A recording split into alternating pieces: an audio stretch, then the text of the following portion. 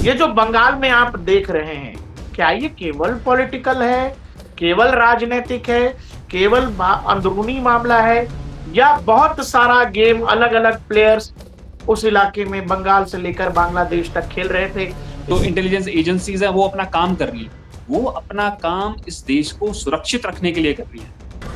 अगर वो देश की सुरक्षा के लिए काम कर रही हैं और उसके आड़े अगर कोई राजनीतिक दल आता है या कोई भी व्यक्ति आता है, वो किसी भी पद पे बैठा हो, तो उनको उससे डरने की जरूरत नहीं होनी चाहिए। अब उसकी वजह से कोई पार्टी टूट रही है या वो पार्टी टूटने के बाद कहीं और विलय हो रही है, तो उससे हमें कोई लेना देना नहीं होना चाहिए। हमारा सर्वोच्च एम सिर्फ एक होना चाहिए, हमारे देश की सुरक्षा। एक पार्टी जब जीतती है, खेला होबे का नारा देके, और उसके बाद बंगाल के अंदर 1 साल तक जो आतंक मचता है, लोगों को चुन चुनकर पिन पॉइंट कर कर, आप देखते हो, आपको रोज खबरें मिल रही थी, कुछ खबरें दबी हुई थी और कुछ खबरें उजागर थी। एक पूरा तंत्र जो तंत्र था, वो पूरा तंत्र ही हम देख रहे हैं कि एकदम से कदमों में पड़ा हुआ है कि नहीं जी, भारत माता की जय, वंदे मातरम, जय हिंद। अगर आपने कोई गड़बड़ नहीं की है तो आप सीधा सीना थान के खड़े हुई है कि हमने कोई गड़बड़ नहीं करी। अगर आप ये बोलते हैं संसद में कि आपकी सीट एक तरफ से दूसरी तरफ लगा दी जाए या फिर एजेंसीज आपको ब्लैकमेल करती हैं, तो मैं ये नहीं मानता हूँ, क्योंकि ब्लैकमेल सिर्फ वही हो सकता है इंसान जिसने कुछ गड़बड़ की हो। आप ये समझो कि एक साधारण नेता जो विधानसभा का चुनाव किसी पॉलिटिकल पार्टी के सिंबल पर लड़ रहा है, वो कह रहा है कि सेंट्रल फोर्सेस को 4 मई के बाद परेड करवाएगा। जो फेर बदल करने वाली सबसे बड़ी कहानी थी, वो थे वो जो 50-60 लाख जो वोटर्स थे ना, जो उस एसआईआर के थ्रू हटे हैं वहां से, वो सबसे बड़ी चीज थी। और वो सारे के सारे लोग वही थे जो तार पार करके आए थे और वोटर मैन्युफैक्चरिंग मशीन के थ्रू वोटर बने थे। अच्छा, जब बांग्लादेश में जमाते इस्लामी के लोग कह रहे हैं कि दीदी तुम संघर्ष करो, हम तुम्हारे साथ हैं, ये बीजेपी के लोगों को ऐसा कर देंगे, ये हिंदुओं को ऐसा कर देंगे। बांग्लादेश इस वक्त भी कहीं ना कहीं भारत विरोधी ताकतों के हाथ में बड़े आराम से बैठा हुआ है। उसके ऊपर अभी भी हमें अपना शिकंजा कस के रखने की जरूरत है। दर्शकों नमस्कार, मैं हूं प्रकाश ललित और हमारे साथ फिर से हैं लेफ्टिनेंट कर्नल विकास गुर्जर सर। सर जय हिंद। जय हिंद प्रकाश जी, जय हिंद। आप लोगों के साथ आके एक्चुअली में बहुत अच्छा लगता है और बहुत कुछ सीखने के लिए भी मिलता है। Thank you sir, thank you. और ऐसे ही हम लोगों को सिखाते रहिए आप, और हमारे दर्शक बहुत प्रेम कर रहे हैं, आपको इतना सम्मान दे रहे हैं। और हर फौजी का यही तो है ना कि एक यूनिफॉर्म है जिसको लेकर ये देश हमेशा बड़ा इमोशनल रहता है। सर मैं आपसे आज मतलब थोड़ा सा पॉलिटिकल भी कह सकते हैं, और भारत के लिहाज से जो हमारे दर्शक हमें सुनते हैं, आपको सुनते हैं, उनके लिहाज से मैं ये समझने की कोशिश करूंगा, क्योंकि हम लोग बड़ा ये देखते हैं कि जैसे जो फिल्मों में दिखाया जाता है कि दुनिया का जो सुरक्षा तंत्र है वो खुफिया एजेंसियां मतलब तय करती हैं किसी भी देश की सुरक्षा। दुनिया में क्या हो रहा है, कुछ भी अचानक नहीं होता है, उसके पीछे एक प्लान होता है। और वो कुछ लोग या जिन जो लोग होते हैं पर्दे के पीछे, जो अलग अलग देशों की एजेंसियां हैं, उनका ये पूरा गेम होता है। मैं आपसे एक चीज समझने की कोशिश कर रहा हूं कि ये जो बंगाल में आप देख रहे हैं कि एक पॉलिटिकल पार्टी जो अभी 1 महीने पहले तक सत्ता में थी, 4 मई को नतीजे आते हैं, वो पॉलिटिकल पार्टी अपोजिशन में चली जाती है। लेकिन जो हम देख रहे हैं, जो एक्शन है, उसमें ईडी है, उसमें सीबीआई है, उसमें एनआईए है, और उसमें राज्य की पुलिस है, उसमें राज्य की सीआईडी है, 5-7 एजेंसीज लगी हुई हैं एक राज्य में। और ये रोज खबर आ रही है। हम ये राजनीतिक तौर पर लोग ये बात कर रहे हैं कि भाई एक पॉलिटिकल पार्टी को खत्म किया जा रहा है, एक पॉलिटिकल पार्टी खत्म हो रही है या कमजोर हो रही है। जो नेतृत्व करता थे, जो पार्टी के मालिक थे, अब शायद उनके पास पार्टी बचे भी ना। दूसरा एक ऐसा भी तबका है जो ये देखता है कि बंगाल का तंत्र इस रूप में था कि जहां इस देश की सिक्योरिटी एजेंसीज को ये सोचना पड़ा कि हम बंगाल के तंत्र को ऐसे नहीं चलने दे सकते। बंगाल को लेकर लोग चिंतित इसलिए भी हैं कि लोग बड़े अचंभित हैं कि भाई हमारे यहाँ का चुनाव है, पाकिस्तान में डिबेट हो रहा, पाकिस्तान परेशान है कि अरे अरे वहां पर एक पॉलिटिकल पार्टी हार गई या दूसरी पॉलिटिकल पार्टी जीत गई। ढाका में उस पॉलिटिकल पार्टी के समर्थन में नारे लग रहे हैं कि हम ऐसा कर देंगे, हम वैसा कर देंगे, ये हो जाएगा, वो हो जाएगा। तो पॉलिटिकल लड़ाई ही अगर ये केवल थी विकास सर, तो चुनाव तो तमिलनाडु में भी हुआ है, चुनाव केरल में भी हुआ है, चुनाव असम में भी हुआ है, लेकिन चर्चा सबसे ज्यादा बंगाल की है। इवन डोनाल्ड ट्रंप ने तो बधाई दे दी थी नरेंद्र मोदी को। तो बीइंग अ डिफेंस एक्सपर्ट, आप लोग बार बार कहते हैं कि भाई हम पॉलिटिकल चीजों में नहीं पढ़ना चाहते, हम पॉलिटिक्स में नहीं जाना चाहिए। इंडियन आर्मी ये बार बार कहती भी है, इंडियन आर्मी इन चीजों में पढ़ती भी नहीं है। लेकिन आप जो देख रहे हैं, क्या ये केवल पॉलिटिकल है, केवल राजनीतिक है, केवल अंदरूनी मामला है, या बहुत सारा गेम अलग अलग प्लेयर्स उस इलाके में बंगाल से लेकर बांग्लादेश तक खेल रहे थे, इसमें हमारे उस इलाके का इस्तेमाल हो रहा था, या जो भी हो रहा था? इसको जरा एक्सप्लेन करिए कि गेम केवल नेशनल है, इंटरनेशनल है, ग्लोबल है क्या? देखिए प्रकाश जी, मैं अभी कुछ बातें बोलूंगा, वो मैं अपने दर्शकों के विवेक पे छोड़ता हूं कि वो उसको नेशनल लेते हैं, इंटरनेशनल लेते हैं, या फिर उसको किसी और चीज में लेके जाते हैं। देखिए होता क्या है, आज से 1 साल पहले, 1 महीने, 2 महीने पहले और 1 साल पहले तक चल क्या रहा था? हमारे देश में वोटर छापने की मशीन लगी हुई थी। वोटर छापने की मशीन, एक तरफ से तार से लोग क्रॉस करके आते थे, उनको एक जगह रोका जाता था, वहां से उन लोगों का आधार कार्ड और उनका इलेक्शन आईडी कार्ड बनता था, और वो लोग वोट डालते थे, वोट डालकर निकल जाते थे। एक तरह से यहां से हम लोग कुछ भी नहीं कर पा रहे थे, लेकिन जो तस्कर थे, तस्कर लोग क्या करते थे, यहां से कुछ भेजते थे, लेकिन वहां से हमेशा वोटर ही आते थे। तो एक तरह से बांग्लादेश में वोटर छप रहे थे, वो वोटर इंडिया में आते थे, लेजिटिमेट उनको सारी चीजें हक मिलता था, वो एक तरह से इंडियन बन जाते थे। तो जब एक किसी सत्ताधारी दल को या फिर किसी भी दल को फ्री के वोटर बगैर किसी ज्यादा मेहनत के मिल रहे हैं, तो वो किस तरह की चीजों को सपोर्ट करेंगे और किस तरह के इकोसिस्टम को सपोर्ट करेंगे? आप ये देखिए, ऐसा इकोसिस्टम पिछले 14-15 साल के अंदर, 20 साल के अंदर वहां पे सेट हो रहा था और धीरे धीरे बढ़ ही रहा था। लेकिन जैसे जैसे उसके ऊपर क्रैकडाउन होना शुरू हुआ, पिछले 1 साल से उस पर बहुत ज्यादा क्रैकडाउन होना शुरू हुआ, लोगों की धरपकड़ हुई और पता चला कि कहाँ पे क्या चल रहा है। स्पेसिफिकली मुर्शिदाबाद वाला एरिया, बिल्कुल वहां पे बहुत चीजों को डिटेन किया गया। वहां का एक उनका एमपी एमएलए था जिसको पकड़ा गया, वहां पे हथियार पकड़े गए। इवन अभी 1-1.5 महीने पहले भी वहां पे हथियार पकड़े गए हैं। तो क्या था ये, मैं दर्शकों के विवेक पे छोड़ता हूँ कि ये सिर्फ एक राज्य का चुनाव नहीं था। मैं पहले भी इसी शो पे बोल चुका हूं कि अगर हम ये मानते हैं कि बंगाल हमारा एक राज्य है, बिल्कुल वो हमारा बहुत बड़ा राज्य है, जो कि एक ऐसे देश के साथ लगता है जिसमें कहीं ना कहीं आज एंटी इंडियन सेंटिमेंट्स दोबारा से जगने शुरू हो गए हैं। और वो एंटी इंडियन जो सेंटिमेंट्स हैं, वो एक ऐसा देश उसके अंदर भर रहा है जो ऑलरेडी भारत को ब्लीड विथ 1000 कट्स के साथ देखना चाहता है। उसकी यही एक पॉलिसी है। तो आप फिर क्या सोचेंगे? एक देश ने, देखिए एक दोधारी तलवार है हमारे पास, आप उसको दोनों तरफ से देख सकते हैं कि इंडिया ने बांग्लादेश को 3 तरफ से घेरा हुआ है और बांग्लादेश से इंडिया में 3 तरफ आने के रास्ते हैं। तो 3 रास्ते हैं, तो आपको हर तरफ चौकन्ना होना पड़ेगा।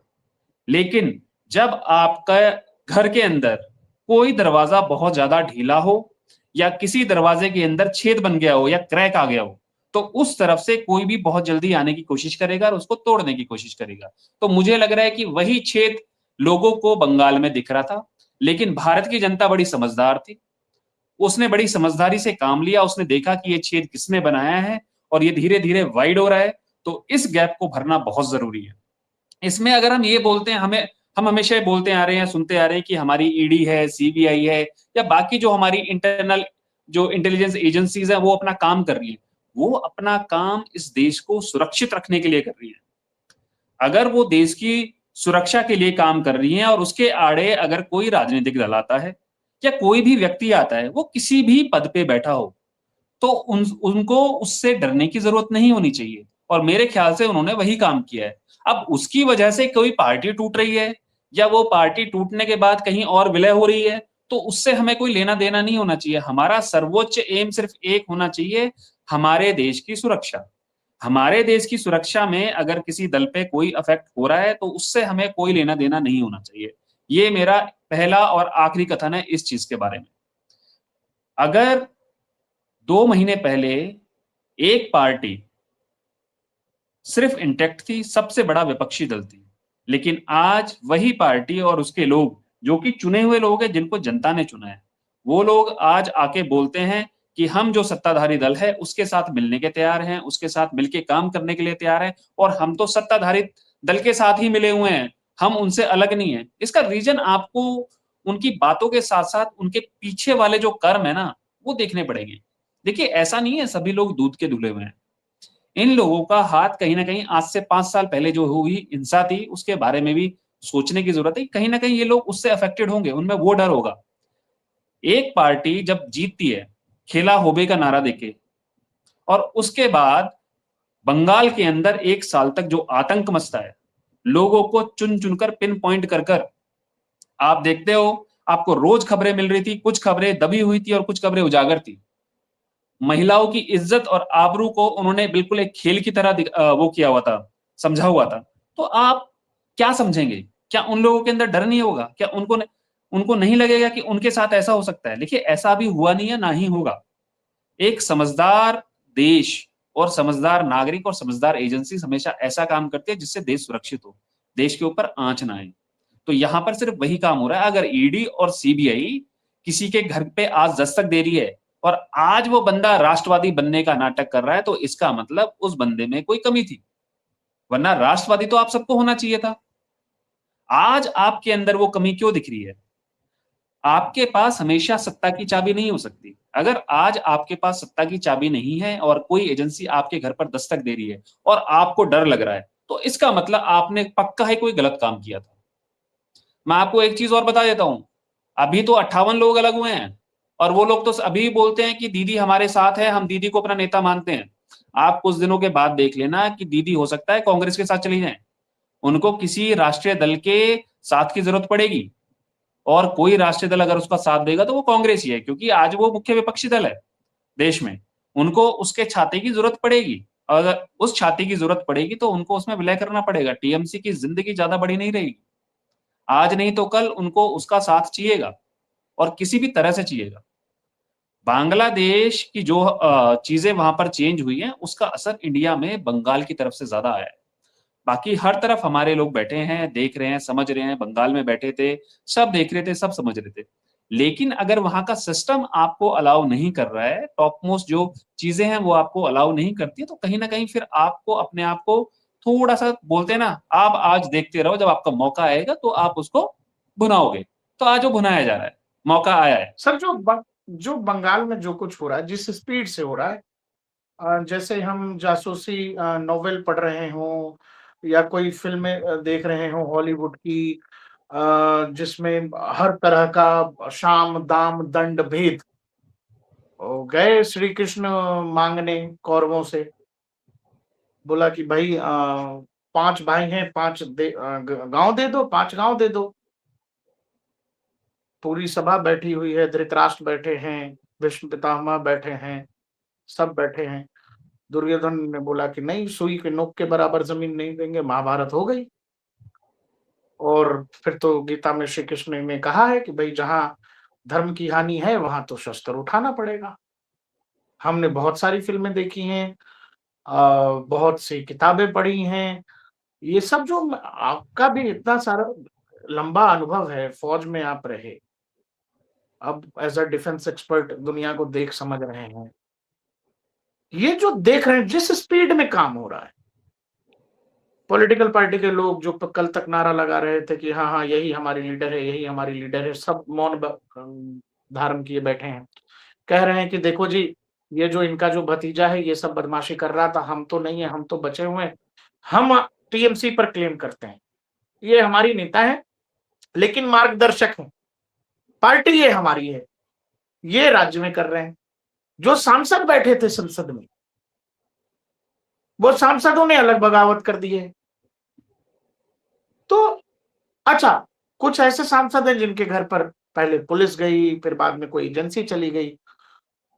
तो जो लोग बोल रहे हैं वो ये बोल रहे हैं कि एजेंसियों के जरिए जो है मैसेज पहुंचाया जा रहा है, मैसेजिंग की जा रही है कि आप नहीं करेंगे तो ऐसा होगा।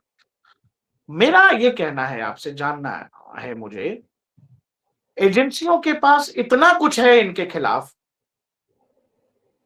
कि क्या इनसे ये कह दिया गया है कि सुनो ऐसा है कि या तो तुम लाइन पर आ जाओ और या फिर वो पन्ने फिर पलटे जाएंगे, क्योंकि अब वहां तो कंट्रोल मामला बिल्कुल अलग है। अब तो जब डोनाल्ड ट्रंप साहब कह रहे हैं ताइवान को कि अरे ताइवान तो 9,500 माइल हमसे दूर है, चीन से 500 माइल है, तो हम कैसे करें। तो बंगाल में अगर कोई कुछ ऐसा हो रहा था, हो रहा होगा, नॉर्थ ईस्ट के इलाके से जो अमेरिकी और यूक्रेनियंस पकड़े गए, जो सीआईए का ऑपरेटिव बताया गया, बाद में अलग अलग रिपोर्ट्स में बताया गया जी पुराना भाड़े पर लड़ने वाला आदमी है जो ड्रोन की ट्रेनिंग दे रहा था। तो ये काम कैसे होता है सर कि एक पूरा तंत्र, जो तंत्र था, वो पूरा तंत्र ही हम देख रहे हैं कि एकदम से कदमों में पड़ा हुआ है कि नहीं जी, भारत माता की जय, वंदे मातरम, जय हिंद। वो तो ये कह रहे हैं कि हमको, विपक्ष के साइड सांसदों ने ये लिखा है चिट्ठी कि स्पीकर महोदय हमारी सीट जो है ना, विपक्ष जिस तरफ है उधर नहीं, हमारी सीटिंग पोजीशन बदल दो। तो मैं, चूंकि दर्शकों ये देखिए, ये कल्पना है हम लोगों की, वही हम लोग विकास सर से समझ रहे हैं। आप लोग अपने जीवन में सोचिए, बहुत इतिहास में मत नहीं जाइएगा तो 10-12 साल याद करिए। कई राज्यों में सरकार बदले हैं, कई जगहों पर पार्टियां टूटी हैं, बदली हैं, लोग इधर उधर हुए, लेकिन जिस स्पीड में बंगाल में हो रहा है, जिस तेजी में बंगाल में हो रहा है, मुझे वो एकदम चौंका रहा है कि क्या केवल ये राजनीतिक है, केवल अंदरूनी मामला है, केवल दो पार्टियों के बीच की लड़ाई है, या एक ऐसी लड़ाई है जो ग्लोबल लेवल पर पर्दे के पीछे शायद कहीं कुछ एजेंसियों के बीच भी भिड़ंत हुई और वो अब हम क्रैक डाउन कर रहे हैं। वो सफाई चालू है बंगाल में, और उसी सफाई चालू होने के कारण ये सब असर आपको अलग अलग स्तर पर, पॉलिटिकल स्तर पर भी दिखाई दे रहा है, प्रशासन के स्तर पर भी दिखाई दे रहा है। विकास सर। देखिए प्रकाश जी, ब्लैकमेल किसको किया जाता है? जिसके गिरेबान में कुछ ना कुछ गड़बड़ होगी, जिसके घर में कुछ गड़बड़ होगी, उसी इंसान को ब्लैकमेल किया जाता है। आपने कुछ गलत किया होगा तो ही आप ब्लैकमेल हो सकते हैं। अगर आपने कोई गड़बड़ नहीं की है तो आप सीधा सीना थान के खड़े होइए कि हमने कोई गड़बड़ नहीं करी। अगर आप ये बोलते हैं संसद में कि आपकी सीट एक तरफ से दूसरी तरफ लगा दी जाए या फिर एजेंसीज आपको ब्लैकमेल कर रही हैं, तो मैं ये नहीं मानता हूँ, क्योंकि ब्लैकमेल सिर्फ वही हो सकता है इंसान जिसने कुछ गड़बड़ की होगी, बाकी और कोई ब्लैकमेल नहीं हो सकता। आपने हमेशा खबरें सुनी है और सुनते आए होंगे कि जब भी कोई भी सेंट्रल एजेंसी बंगाल में पहुंचती थी तो उनके साथ कैसा हश्र किया जाता था। उन लोगों को सपोर्ट नहीं मिलती थी, किसी भी तरह की सपोर्ट नहीं मिलती थी। अगर वो कहीं पहुंचे हैं तो उनको बाहर नहीं निकलने दिया जाता था, उनको इन्वेस्टिगेशन नहीं करने दी जाती थी। तो इसका मतलब क्या है? कहीं ना कहीं कुछ दाल में तो काला था ना। अगर आप किसी एजेंसी को प्रॉपर काम नहीं करने दोगे और ये आरोप लगाओगे कि ये पॉलिटिकल वेंडाटा पाल रखा है इन लोगों ने, नहीं, ऐसा कुछ नहीं है। अगर एजेंसी के पास सबूत है तभी वो आपके पास पहुंच रही है, बगैर सबूत के कोई नहीं पहुंचता। हाँ, उन्होंने सबूत इकट्ठे करे हैं, पिछले 5 साल 10 साल पहले उन्होंने सबूत बिल्कुल इकट्ठे करे होंगे और आपके खिलाफ करे होंगे, और उसका रीजन है क्योंकि आपने कुछ गलत किया होगा तभी वो सबूत आया है, वैसे नहीं आया। और वो सबूत बहुत ज्यादा सॉलिड रहे होंगे, तभी ये लोग 58 या फिर 50-60 जितने लोग हैं एक साथ एक से दूसरी तरफ पाला बदल रहे हैं, वरना इतनी जल्दी कोई पाला नहीं बदलता है। आपने इतने सारे चुनाव होते हुए देखे हैं इस देश में, कौन से विपक्षी पार्टी इतनी जल्दी टूट गई? कोई पार्टी आज तक नहीं टूटी। मैंने तो अपने इतने सालों के अपने एक्सपीरियंस में या फिर 4 मेरी तारीख जिंदगी तक में मैंने सत्ता ऐसा में नहीं थे, देखा। 4 मई को रिजल्ट आया, बिल्कुल, 1 महीने में खेल खत्म है। मैंने अपनी पूरी जिंदगी में ऐसा नहीं देखा कि सिर्फ 1 से 1.5 महीने के अंदर पूरी पार्टी टूटकर आधी से ज्यादा एक तरफ चली गई और और आप वो उनके भी ऊपर वो कोई पार्टी एंटी जिसकी करप्शन लॉ नहीं लीडर लगा क्लेम सकते कर हो। रही है कि वो equivalent to mister prime minister, वो मैं बोल देश रहा हूं की आपको, उसमें एजेंसियों को, बिल्कुल आप उसमें सेंट्रल एंटी एजेंसीज को कह डिफेक्शन रही लॉ है भी कि नहीं हम लगा बंगाल सकते में हो। नहीं आने देंगे, हम सीबीआई पर बैन लगा वही तो देंगे। बात है, वही बात है, वही बात है। इसका मतलब उन्होंने अपने दिमाग में कुछ पाला हुआ था। मैं आपको पिछली जो हमारी बात हुई थी बंगाल के ऊपर, उसमें आपको ऑलरेडी बताया भी था मैंने कि अगर एक पार्टी का लीडर ये सोचता है कि वो शायद इस देश का प्रधानमंत्री बन सकता है, कैसे दूसरे देश की एजेंसियों ने उनको प्लॉट किया है, कैसे उनके हमारे यहाँ पे धीरे धीरे स्लो पॉइजनिंग की कार्रवाई शुरू हो चुकी थी। लेकिन आज कहीं ना कहीं अगर एक देश बोलता है कॉन्ग्रेचुलेशन कि आपने चुनाव जीत लिया, इसका मतलब पूरी पूरी एजेंसीज एक पर्टिकुलर पार्टी के खिलाफ थी और जो दूसरी सत्ताधारी पार्टी थी उस वक्त उसके साथ थी, लेकिन फिर भी वहां के लोगों ने सत्ता में परिवर्तन किया। इसका मतलब ये बहुत बड़ी जीत है। मैं इसको एजेंसियों की जीत नहीं मानता हूं, मैं इसको वहां के जो नागरिक है उनकी जीत मानता हूं, क्योंकि जो चुनाव में इस बार फेयरनेस आई थी वह उसी का रीजन है कि हमारी जो एक्चुअल पार्टी है वो जीती है। पिछली बार मैं ये मान के चलता हूँ फेयरनेस नहीं थी, अगर वो फेयरनेस होती तो शायद वो पार्टी उस वक्त भी नहीं पहुंचती। ये दर्शकों, एक सबसे चीज बड़ी चीज समझिएगा, है। जो विकास सर कह रहे हैं, हमारी एजेंसियों ने या फिर वो सेंट्रल फोर्सेस हो या राज्य की पुलिस हो, जिस तरह से चुनाव आयोग ने जो काम किया, जो बार बार यहाँ सवाल उठाया जा रहा था कि आपने इतनी फोर्सेस क्यों तैनात की, फोर्सेस क्यों तैनात की। देखो भाई, फोर्सेस तैनात इसलिए नहीं हुई थी कि दूसरी पार्टी को डराना है और एक पार्टी को सपोर्ट करना ना। फोर्सेस तैनात इसलिए हुई कि बंगाल में चुनावी तंत्र का एक मोडस ऑपरेंडी था, जो इस देश के बाकी राज्यों से या पूरे देश में जो हम चुनावी तंत्र देखते हैं उससे इतर था। कैसा था उसका आपको एक नजराना, आपको फाल्टा विधानसभा याद होगा, जहां पर ईवीएम पर टेप लगा दिए गए। अब दर्शकों, आप एक चीज सिंपल समझो, जिस चुनाव के बारे में बताया जा रहा है कि ये चुनाव बड़ा टाइट है, बहुत मजबूती से चुनाव लड़ा जा रहा है, सेंट्रल फोर्सेस हावी हैं, उस चुनाव में अगर कहीं ईवीएम पर टेप लग जा रहा है, तो आप समझो कि जिस चुनाव में ये तैनाती, ये मजबूती चुनाव आयोग नहीं दिखा पाया, वहां वो तंत्र क्या हाल करता होगा। आप ये समझो कि एक साधारण नेता जो विधानसभा का चुनाव किसी पॉलिटिकल पार्टी के सिंबल पर लड़ रहा है, वो कह रहा है कि सेंट्रल फोर्सेस को 4 मई के बाद परेड करवाएगा। मैं पुष्पा हूं, मैं झुकता नहीं हूं। सेंट्रल फोर्सेस वहां तैनात थी, वो जो तरीका था, जो सिस्टम था, जिसमें लोगों को डराना, धमकाना, लोगों को क्या करना क्या नहीं करना ये बताना, और लोगों की साइकोलॉजी में ये डाल देना कि जीतेंगे तो हम ही, क्योंकि हमारे पास तंत्र है। तुम हमारे खिलाफ गए तो इस तारीख के बाद हम तुम्हारा क्या हाल करेंगे। ये जो सिस्टम था, जो मानसिक तौर पर वहां लोगों के दिमाग में था, उसको बताने के लिए इंडियन आर्मी गई थी कि देखो भाई, होगा कोई गुंडा। उस बीमारी का इलाज सेंट्रल फोर्सेस ने किया, और जब यूनिफॉर्म में पूरे बंगाल में जब फौजी खड़े हुए, लोगों को लग गया कि उनको क्या करना है। हर आदमी देखिए अपने प्रकाश जी, अधिकार का सही तरीके से इस्तेमाल कर सका। हाँ सर। देखिए प्रकाश जी, जब आर्म फोर्सेस जो हमारी सेंट्रल आर्म पुलिस फोर्सेस हैं, ये जब वहां पहुंची ना, तो पहली बात तो इन लोगों ने सोचा था कि जितना पिछली बार हुआ था सिर्फ उतना ही महकमा पहुंचेगा और वो लोग उसको संभाल लेंगे, इससे ज्यादा तो कितना लेके आएंगे वो लोग।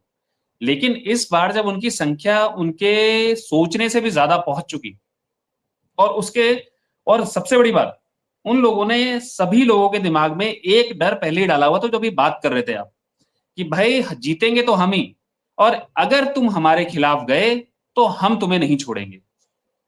लेकिन जो फेर बदल करने वाली सबसे बड़ी कहानी थी, वो थे वो जो 50-60 लाख जो वोटर्स थे ना, जो उस एसआईआर के थ्रू हटे हैं वहां से, वो सबसे बड़ी चीज थी। और वो सारे के सारे लोग वही थे जो तार पार करके आए थे और वोटर मैन्युफैक्चरिंग मशीन के थ्रू वोटर बने थे।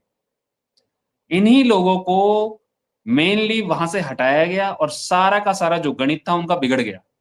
और सबसे बड़ी बात, अगर कोई ये बोलता है कि वो वहां का सबसे बड़ा गुंडा है, तो उसको शायद इस चीज का एहसास नहीं है कि गुंडा वही होता है जिसके हाथ में हथियार होता है, और हथियार होता है इस देश का संविधान, और इससे बड़ा कुछ नहीं है। इस देश का संविधान जिसको हथियार उठाने की इजाजत देता है, उससे बड़ा गुंडा कोई नहीं है। अगर कोई ये बंदा बोल दे कि जब मैं जीत जाऊंगा तब मैं गुंडा बनूंगा, तो इसका मतलब उसकी औकात गुंडा बनने की नहीं है। वो सिर्फ लोगों को डरा रहा है, और वो भी सत्ता के बल पर डरा रहा है। आज आप उन लोगों की कंडीशन देखिए ना, वो लोग मारे मारे फिर रहे हैं, डरे डरे फिर रहे हैं, उनकी पार्टी टूट गई है। इसका मतलब उन लोगों ने क्या कोहराम मचाया हुआ होगा जब वो लोग सत्ता में होंगे। आप लोगों ने मूवीज में देखा होगा कि एक जो नेता का बेटा होता है वो कितने बड़े बड़े कांड करता है और बच जाता है। एक्चुअल में हुआ यही है वहां पर कि एक नेता का रिश्तेदार जो उसका भतीजा है या फिर कोई भी है, वो वहां पर पूरा का पूरा गुंडा बना हुआ है और उसने सारा का सारा कानून अपने हाथ में लिया हुआ था। लेकिन किसी भी एजेंसी की, जो वहां की स्टेट एजेंसीज थी, उनकी हिम्मत नहीं थी कि कुछ कर सके।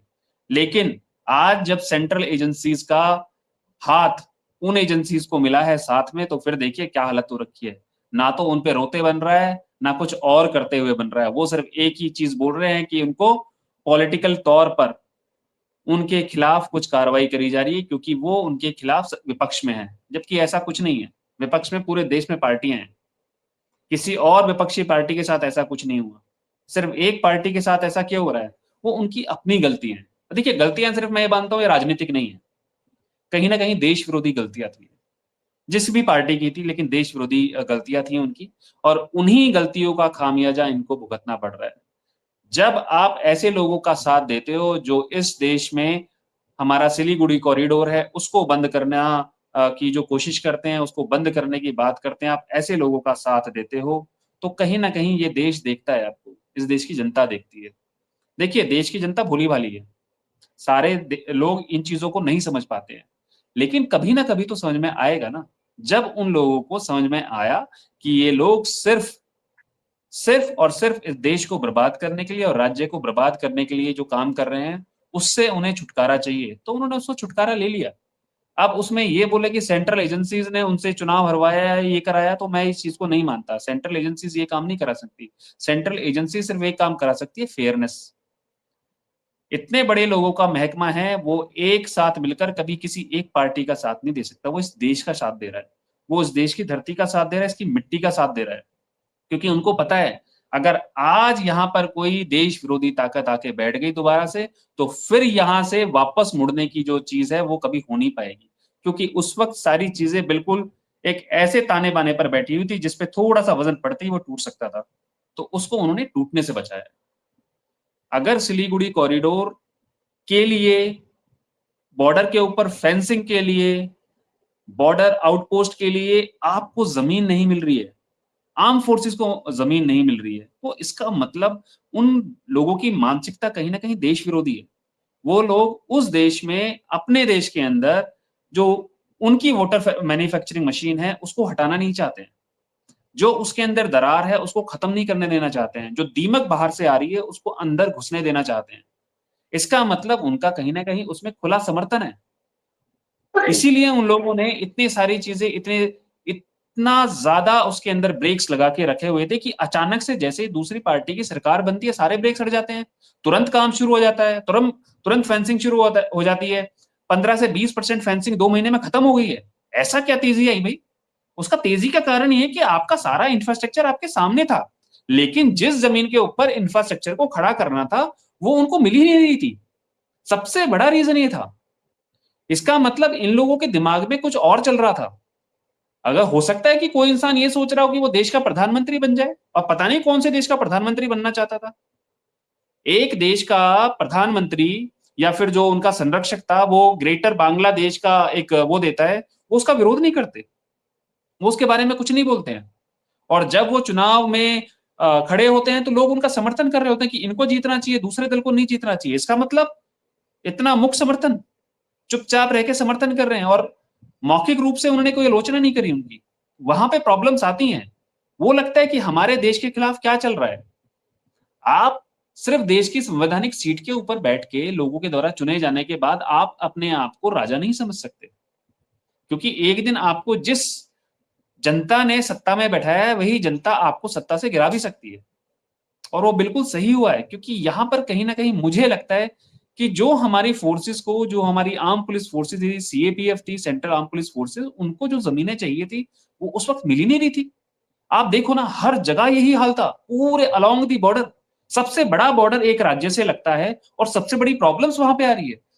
सुंदरबन डेल्टा, क्या आपको लगता है वो सिर्फ भारत का ही है? उसका कुछ हिस्सा बांग्लादेश के अंदर भी तो है। क्या वहां से कुछ हो नहीं रहा था क्या?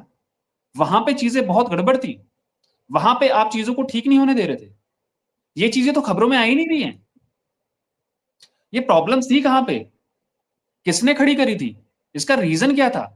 इसका रीजन था सिर्फ सत्ता की चाबी हाथ में रखना, सिर्फ सत्ता की चाबी हाथ में रखना, साम दाम दंड भेद। उनको देश से कुछ लेना देना था ही नहीं। अगर देश से लेना देना होता तो आज वो अपनी जो सेंट्रल एजेंसीज हैं उनके खिलाफ नहीं बोल रहे होते। सेंट्रल एजेंसीज ने कुछ भी गलत नहीं किया और ना ही गलत कर रही हैं। वो सिर्फ उसका साथ दे रही हैं जो देश के लिए काम कर रहा है। जो देश के खिलाफ काम करेगा सेंट्रल एजेंसीज उसके खिलाफ जाएंगी, क्योंकि उनका काम ही वही है। सीबीआई का काम क्या है? अगर आप करप्शन करोगे तो आपको पकड़ेगी ना भाई। ईडी का काम क्या है? आपने कुछ मनी लॉन्ड्रिंग की होगी, कुछ इलीगल लेन देन किया होगा, तभी तो आपके घर आएगी। हर किसी अरे गहरे नत्थू गहरे के घर तो नहीं चली जाती वो ऐसे ही आके। कुछ तो रीजन रहा होगा ना, छोटा मोटा बड़ा, कुछ तो किया होगा। अगर नहीं किया होता तो वो चुपचाप चली जाती, कुछ नहीं होता। अगर वो आपके पास आती है, मिलती है, इंटरोगेशन करती है और फिर आपके पास से कुछ निकलता है, आपके खिलाफ सम्मन जारी होते हैं, इसका मतलब कुछ तो गलत निकला है आपके पास से। और अगर आप देखिए एक चीज आप मानिएगा, अगर आप मनी लॉन्ड्रिंग के केस में कहीं ना कहीं शामिल मिलते हैं तो मैं ये मानता हूं कि आपने ना कहीं देश विरोधी ताकतों का साथ दिया है, तभी आप उस चीज में पहुंचे हैं। क्योंकि मनी लॉन्ड्रिंग कौन कर रहा है? जो देश के खिलाफ काम कर रहा है, और कोई इंसान नहीं होगा। क्योंकि ऐसा पैसा हमेशा देश के विरोध में ही लगता है। तो ऐसे लोगों को तो पकड़ना बहुत जरूरी है, बेशक वो किसी भी सत्ता की चाबी लेके बैठे हों और किसी भी लेवल पे बैठे हों, वो कोई भी हो सकता है, लेकिन पकड़ना जरूरी है। और एजेंसीज बिल्कुल सही कर रही हैं, बेशक वो भाई हो, भतीजा हो या बेटी हो, कोई भी हो, लेकिन पकड़ा जाना बहुत जरूरी है। और एजेंसीज बिल्कुल सही कर रही हैं और ऐसा ही करना चाहिए और यही होते रहना चाहिए। अच्छा, जब बांग्लादेश में जमाते इस्लामी के लोग कह रहे हैं कि दीदी तुम संघर्ष करो, हम तुम्हारे साथ हैं, ये बीजेपी के लोगों को ऐसा कर देंगे, ये हिंदुओं को ऐसा कर देंगे, पाकिस्तानी न्यूज़ चैनल्स पर बड़ी डिबेट हो रही है कि अरे ये गलत लोग वहाँ सत्ता में आ रहे हैं, बहुत परेशानी हो जाएगी अब बांग्लादेश के लेवल पर और उस इलाके में। हमने देखा कि जब मोहम्मद यूनुस था तो वो आईएसआई के लोगों को बाकायदा वो जो नॉर्थ ईस्ट के पास वाला इलाका है चिकन्नेक्का, रंगपुर डिवीजन, वो सब इलाके में आईएसआई के लोगों का बाकायदा दौरा हुआ है। ये सब चीजें हमने देखी हैं। जब कोई देश इतनी चिंता, पाकिस्तान आपकी चिंता करने लगे, बांग्लादेश आपकी चिंता करने लगे, तो क्या वहीं पर वो एक सस्पेंशन नहीं आ जाता, ये हमारी चिंता क्यों कर रहे हैं भाई? देखिए प्रकाश जी, अगर पाकिस्तान आपकी चिंता करने लगेगा इसके मतलब कुछ ना कुछ दाल में काला है। पाकिस्तान कभी भारत की चिंता नहीं कर सकता, वो अपने हितों की चिंता कर रहा है। उसको पता है कि बांग्लादेश में अभी जो सिस्टम बैठा है, इस वक्त जो इकोसिस्टम बैठा है, वो सारा का सारा उनका कहीं ना कहीं साथ देगा। लेकिन उनको उस तरफ के इकोसिस्टम को साथ देने के लिए भी एक ऐसा इकोसिस्टम चाहिए जो उनका साथ देता रहे, जो उन लोगों ने ऑलरेडी डेवलप कर लिया था। लेकिन जब उस इकोसिस्टम के ऊपर चोट पड़ने की बोलते हैं ना बात आने लगती है, तो लोगों में डर फैलता है। वो डर कैसे फैलता है? फिर वो लोगों को डराते हैं कि देखिए ये लोग मानव अधिकार विरोधी हैं। पाकिस्तान क्या कर रहा है? पाकिस्तान ने पीओजेके में 500 से ज्यादा लोग मार दिए हैं। ये एक्चुअल में जेन्युइन आंकड़ा है जो लोगों तक पहुंचा नहीं है। ग्राउंड सोर्सेज यही बता रहे हैं कि 500 से ज्यादा लोग मरे हैं। 30-40 प्रेग्नेंट लेडीज को उन लोगों ने कोल्ड ब्लडेड मारा है, घरों से निकाल के मारा है, क्योंकि वो उन लोगों के बच्चे या बीवियां या वो लोग थे जो उस प्रोटेस्ट में शामिल थे। बच्चों को मार रहे हैं वो लोग। बलूचिस्तान में क्या कर रहे हैं वो लोग? खैबर पख्तूनख्वा में क्या कर रहे हैं? Proper human right violation. लेकिन जब बांग्लादेश की बात आती है तो बांग्लादेश में उनको कोई फर्क नहीं पड़ता है। 1971 में उन्होंने बिल्कुल सही जम के वहां पे लूट करी है, जम के वहां पे जो औरतें थी, बच्चे थे, उनको बिल्कुल कत्लेआम मचाया, उनके साथ उन्होंने हर तरह का काम किया। और अब जब दोबारा से जमाते इस्लामी जैसा संगठन वहां पे फन उठा रहा है तो उन्होंने उसका साथ देना शुरू किया और जमाते इस्लामी पूरे के पूरे अलोंग दी बंगाल और बांग्लादेश बॉर्डर बड़े आराम से अपनी जड़ें बैठा के बिल्कुल शांति से बैठा हुआ है। अब उसने अपना इकोसिस्टम क्रिएट कर लिया, लेकिन उस इकोसिस्टम को जो उसको सपोर्ट करता था यहाँ पे, वहां प्रॉब्लम आ रही है, क्योंकि वो इकोसिस्टम अब उसके ऊपर चोट पड़ी है। उस इकोसिस्टम के दरवाजे अब धीरे धीरे क्लोज हो रहे हैं। मैंने पहले भी अपने एक उसमें बात करी थी कि देखिए हम फेंसिंग तो कर लेंगे, लेकिन जो एयर थ्रेट्स हैं उनको कैसे रोकेंगे, वो बहुत जरूरी है। उसके ऊपर भी हमें दिमाग लगाने की जरूरत है। उसके बगैर ये पूरा का पूरा एरिया हमारा फुल प्रूफ नहीं होगा। जमाते इस्लामी तो सिर्फ एक नाम है। आईएसआई ने अभी वहां पर इतने ज्यादा लोगों को, इतने ज्यादा संगठन बनाने शुरू कर दिए। देखिए होता क्या है, अभी जमाते इस्लामी है, वो कहीं ना कहीं जब भारत के खिलाफ और ज्यादा कदम उठाएगा तो कहीं ना कहीं वो बैन होगा, उसमें कोई डाउट नहीं है। उसका हाथ आप देख लीजिएगा, कोई कुछ ना कुछ आएगा। तो उसके पूरक कुछ और संगठन भी बने हुए होंगे कि जैसे ही वो बैन होता है तो दूसरा उभर के आ जाएगा। एक ये चेन है, और ये चेन रिएक्शन तब तक खत्म नहीं होगा जब तक इस पूरे के पूरी चेन को खत्म ना किया जाए, जब तक आईएसआई के ताने बाने को दोबारा से वहां पे विध्वस्त ना किया जाए। उसके बगैर वो चीजें खत्म नहीं होंगी। बांग्लादेश इस वक्त भी कहीं ना कहीं भारत विरोधी ताकतों के हाथ में बड़े आराम से बैठा हुआ है। उसके ऊपर अभी भी हमें अपना शिकंजा कस के रखने की जरूरत है, और वो शिकंजा सिर्फ बातों से नहीं कसा जाएगा, सिर्फ और सिर्फ फेंसिंग से नहीं कसा जाएगा। उसके लिए हमें हर तरह के हथियारों की, साम दाम दंड भेद, हर चीज की जरूरत पड़ेगी, और थोड़ा सा और ज्यादा तीखा अंदाज अपनाने की जरूरत पड़ेगी। अगर हम और ज्यादा तीखे नहीं होंगे तो ये लोग हमारे शांति दूत बने रहने का फायदा उठाते रहेंगे। ये सबसे बड़ी समस्या है हमारी कि हम शांति के दूत बने रहते हैं।